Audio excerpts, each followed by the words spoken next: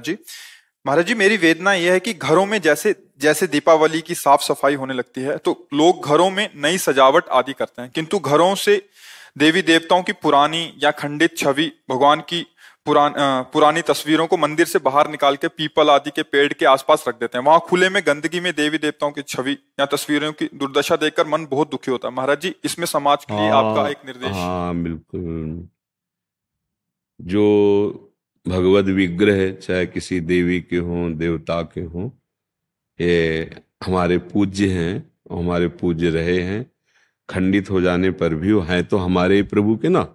तो अगर हम उनको विसर्जन करते हैं तो जैसे गंगा जी हैं, यमुना जी हैं, या कभी तीर्थराज प्रयाग या कहीं जो भगवत स्वरूप धाम के समीप जो तीर्थ आदि हैं उनमें कोई न कोई पावन नदी रहती है।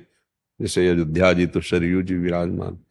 तब तक आप उनको घर में सम्मान पूर्वक रखिए जब तक आपकी तीर्थ यात्रा न हो। आप जिस तीर्थ में जहाँ पावन नदी है वहां उनको सम्मान से प्रवाहित कीजिए। जैसे आप साधारण बात समझो, हमारा कोई प्रियजन शरीर उसका अंग भंग होके पूरा हो जाता है तो हम अंत्येष्टि क्रिया जैसे करते हैं ना, तो हम फिर ऐसे थोड़ी चौराहे पे छोड़ देते हैं, पीपल के नीचे छोड़ देते हैं। कोई पधार जाए तो ऐसे छोड़ देते हैं क्या? उनको दफनाते हैं, उनको प्रवाहित करते हैं या उनको अग्नि प्रदान करते हैं। तो हमारे प्रभु के जो श्री विग्रह हैं, तो जैसे यमुना जी हैं, गंगा जी हैं, ये भगवत स्वरूप हैं। तो हम पुष्पमाला में ऐसे उनको आवेष्टित किया, नाव में बैठे और बीच में जाकर भगवत भाव से ऐसे उनको भी, ये हमारी पद्धति है। ऐसे जैसे मान लो लक्ष्मी जी, गणेश जी, देवी देवताओं की जो छवियां हैं वो खंडित हुई ऐसे और गंदगी पड़ रही तो फिर आपके सुकृत नष्ट होंगे। पहली बात तो आज कोई मानने के लिए तैयार नहीं है।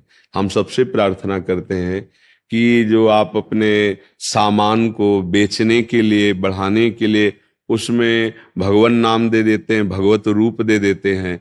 आप कार्ड में, निमंत्रण कार्डों में भगवान की छवियां छाप देते हैं, ये अपराध है।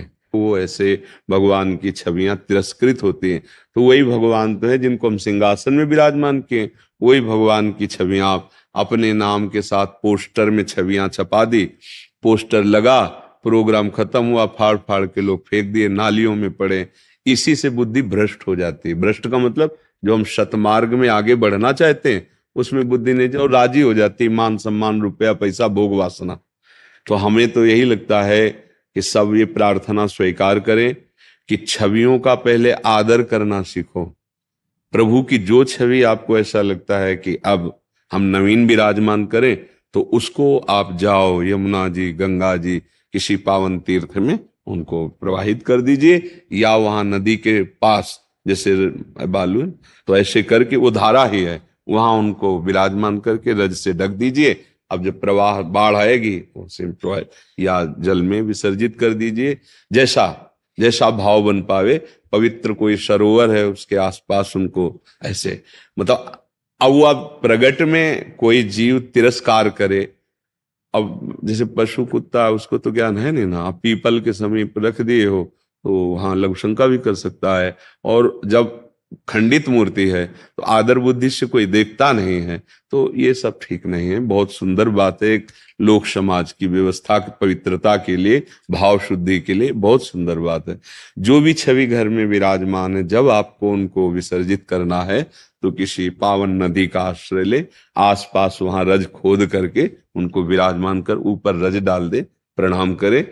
या जैसे श्री विग्रह है तो फूल माला से आवेष्टित करके हृदय से लगा के प्रणाम करके ऐसे बीच धारा में ऐसे करें। ये बिल्कुल ठीक नहीं है कि घर के बाहर रख दिया, चौराहे पे रख दिया, पीपल के नीचे, ये तो बिल्कुल ठीक नहीं है। और इसका सुधार करें, नहीं तो बुद्धि गिर जाती है। अब बुद्धि अपवित्र हो जाती है। बुद्धि को अपवित्र होने में देर नहीं लगे। और अच्छा, ड्राइवर नशे में हो जाए ना तो पूरी गाड़ी चौपट हो जाती है। जिंदगी बहुत अमूल्य है और हमारी बुद्धि खराब होती चली जा रही है। बिल्कुल फ्री में प्राण दे रहे हैं लोग, फ्री में गाड़ियों को ऐसे चला रहे हैं, बिगड़ा बिलन मर गए। अब नशा पिए हैं, औरों को मारते हुए खुद मर, क्या हो रहा है? बुद्धि खराब हो रही ना। पूरा जीवन, इतना अमूल्य जीवन है मनुष्य जीवन। वो बुद्धि पवित्र नहीं इसलिए आपको नहीं लग रहा, एक एक सेकंड अमूल्य जीवन है।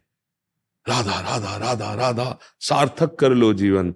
बुद्धि पवित्र रहेगी तो संसार का व्यवहार, परमार्थ का परम लक्ष्य, ये सब बन जाएगा। बुद्धि खराब हो रही है, जरा सा बात बिगड़ी, गुस्सा आ गई, जरा सा लोभ, दूसरे की हिंसा कर दी, जरा सा लोभ, जरा जरा सी बात में एक दूसरे के प्राण लेने पर उतारू हो जाए, ये बुद्धि है। कोई बात नहीं, अगर तुम्हारा थोड़ा कोई अहित कर रहा है, भगवान देखेगा, अपना जीवन बचाओ, उसका बचाओ। अभी लाभ हानि में बदल गया है, आगे हानि भी लाभ रूप हो जाएगी। जीवन बहुत अमूल्य है, उसको छोटी मोटी बातों में पर वो बुद्धि खराब हो जाती है ना। तो इसलिए हर कार्य शास्त्र सम्मत किया जाए, तो उससे भगवान की कृपा से जीवन, हम कह रहे भगवत प्राप्ति छोड़ो, कम से कम चैन से जीने लायक तो बुद्धि हो जाए।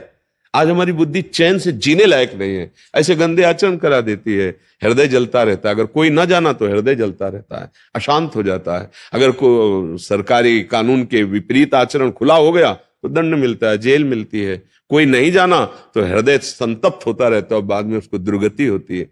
बुद्धि ठीक होना चाहिए, बुद्धि ठीक कर सकता है भगवान का नाम।